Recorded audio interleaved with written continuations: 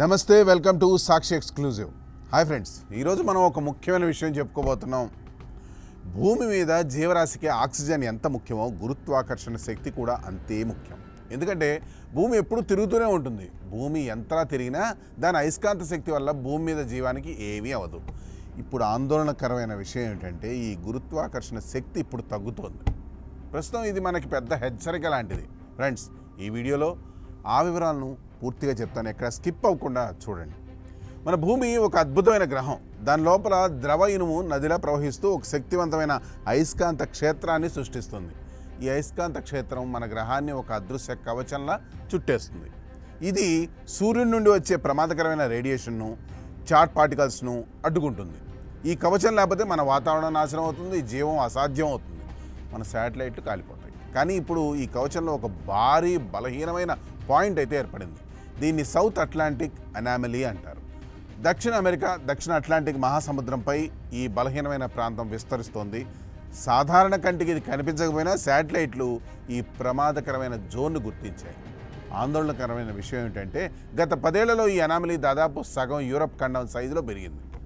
Satellite data దీన్ని స్పష్టంగా చూపిస్తోంది. ఈ బలహీనమైన ప్రాంతం గుండా వెళ్లే శాటిలైట్లు రేడియేషన్ స్పైక్లను ఎదుర్కొంటున్నాయి.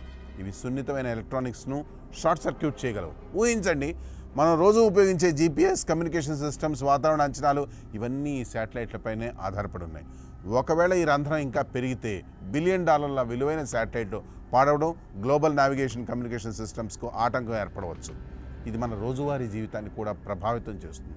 మీ ఫోన్లో గూగుల్ మ్యాప్స్ పనిచేయకపోతే ఎలా ఉంటుందో ఒక్కసారి ఆలోచించండి. ఈ అనామలీకి కారణం ఏమిటి? శాస్త్రవేత్తలు ఇంకా ఖచ్చితమైన సమాధానం అయితే కనుక్కోలేదు. కొందరు భూమి లోపల ద్రవ ఇనుము ప్రవాహంలో అలజడి జరుగుతోందని అంటున్నారు. ఈ ద్రవ ఇనుము మన అయస్కాంత క్షేత్రానికి శక్తినిచ్చే డైనమో లాంటిది. మరికొందరు ఇది ఒక పెద్ద ఘటనకు సంకేతమని అనుమానిస్తున్నారు. అయస్కాంత ధృవాలు తిరగబడే అవకాశం.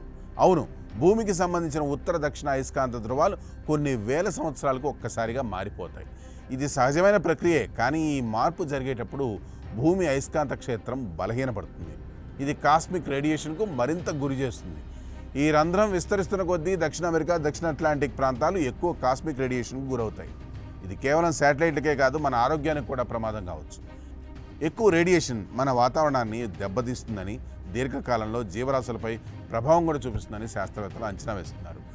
సైంటిస్టులు ఈ అనామలీని నిశితంగా గమనిస్తున్నారు. కానీ ఒక ప్రశ్న మనల్ని వెంటాడుతుంది: మన భూమి కవచం నిజంగా విఫలం అవుతుందా?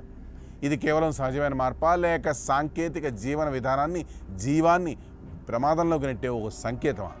ఈ సౌత్ అట్లాంటిక్ అనామలీ మన గ్రహం అయస్కాంత క్షేత్రంలో ఒక మౌన గాయం లాంటిది, కానీ దాని ప్రభావం మాత్రం చాలానే ఉంది. శాస్త్రవేత్తలు దీన్ని పరిష్కరించే మార్గాలు వెతుకుతున్నారు. కానీ ఇప్పటికీ మనం చేయగలిగింది ఒకటే: గమనించడం, నేర్చుకోవడం, సిద్ధంగా ఉండడం. ఈ కథ మనకు ఒక విషయాన్ని గుర్తు చేస్తుంది. మన భూమి ఒక సంక్లిష్టమైన, శక్తివంతమైన గ్రహం, కానీ ఇది అనిశ్చితమైనది కూడా. మీరేమనుకుంటున్నారు ఈ అనామలీ గురించి? మీ కామెంట్స్, మీ ఆలోచనలు కామెంట్స్లో షేర్ చేయండి.